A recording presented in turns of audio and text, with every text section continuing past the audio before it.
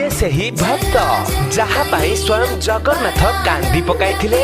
पुरी श्रीमंदिर रे गोविंद नामक जने वृद्ध सेवक रहउथिले। से प्रतिदिन मंदिर बाहरे झाड़ू लगाउथिले आउ बळिथिबा प्रसाद को खाई 22 पाहाचरे दिन काटुथिले।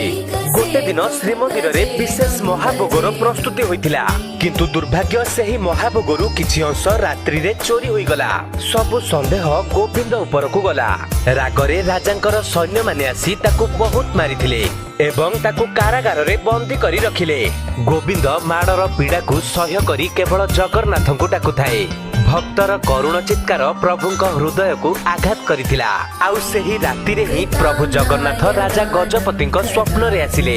भोकिला गोविंद को से निज हाथ रे महाप्रसाद देइथिबार कहिले।